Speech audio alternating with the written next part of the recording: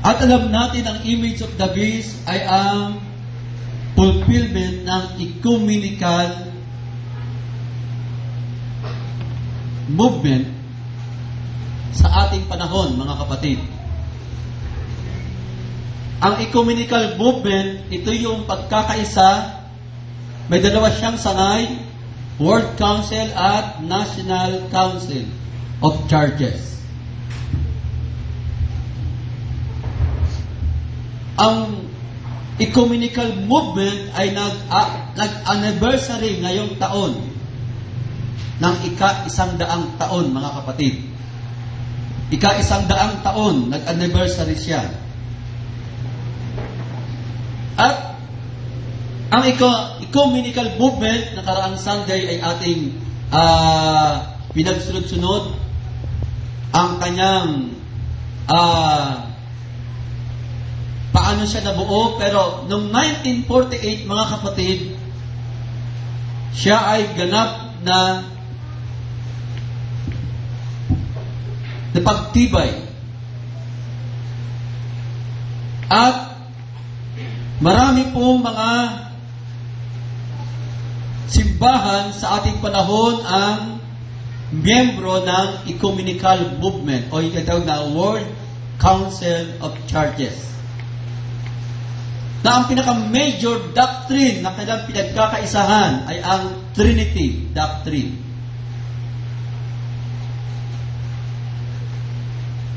At ang Trinity Doctrine, mga kapatid, ito yung kauna-unahang doktrina na nabuo sa Babylonia. Ito yung kauna-unahang doktrina na nabuo sa Babylonia, mga kapatid. At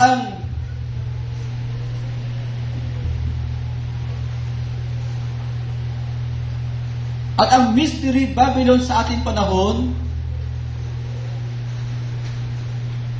ay walang iba ang Vatican City sa ating kasalukuyang panahon, ang Romanism sa ating panahon.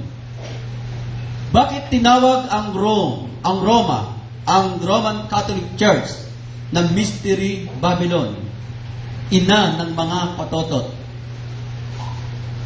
Sa Book of Revelation chapter 17, sabi dito sa verse 5, "And upon her forehead was a name written, Mystery Babylon the Great, the mother of harlots and abomination of the earth." Siya ay ina ng mga patotot, mga kapatid, at ng mga kasuklam-suklam dito sa lupa. At ating nakita, mga anak ng Diyos, na ang Mystery Babylon sa ating panahon ay walang iba ang Roman Catholic Church, sapagkat na ang Babylonia ay bumagsak sa kamay ng Medo-Persia sa panahon ni King Cyrus. Si Attalus na high priest ng Babylon ay tumakas patungo ng Efeso. From Efeso, lumipat siya ng Rome, at bago siya namatay, lahat ng aral ng Babylonia ay naipasa niya sa Roma. Wala na ang Babylonia, pero yung aral niya ay nagpatuloy through RCC, mga kapatid. Kaya tinawag siyang Mystery Babylon.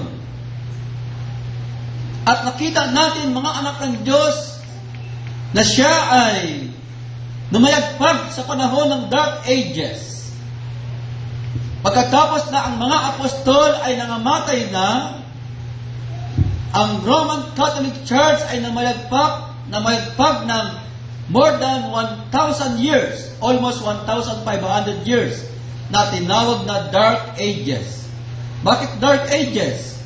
Sapagkat walang aral sa lupa na pwedeng ipangaral maliban lang sa aral ng RCC.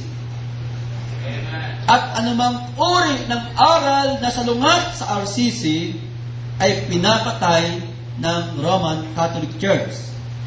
At umabot po ng 68 million ang dokumentadong namatay sa panahon ng Dark Ages. Pag hindi ka naniwala na ang ostya ay katawan ni Kristo, ikaw ay mamamatay. Kapag hindi ka naniwala sa aral nila, sa rosaryo, sa lahat ng aral nila, ang kapalit doon ay kamatayan. Marami nagtangka na makalaya pero walang natagumpay maliban kay Martin Luther. Kaya ang panahon ni Martin Luther, mga kapatid, ay tinawag na the Escape One. Bakit? Sapagkat siya ay matagumpay na nakawala sa madilim na aral ng RCC. Siya ay isang pari, isang mongha, at ginamit ng Panginoon ang katalanuhan ni Luther para ilantad ang maling aral ng Roman Catholic Church, mga kapatid. At nang si Luther ay lumaban sa maling aral ng RCC, dito naganap ang sabi ng Biblia na ang hayop, yung unang hayop na umahon sa dagat na may 7 ulo at may 10 sungay, may 7 ulo at may 10 sungay, at ang sabi ng Biblia, ang ika-7 ulo ay natapyas. So, ito, mayroon siyang 7 ulo at sa ika-7 ulo ay may 10 sungay. At itong 10 sungay na ito, mga kapatid, ay ang 10 bansa sa Europa na tumulong sa kanya para siya maluklok sa kapangyarihan. Alam niyo po, kung wala ang tulong ng ibang mga bansa, hindi siya makakapaghari sa lupa. So ito yung unang panahon, mga kapatid.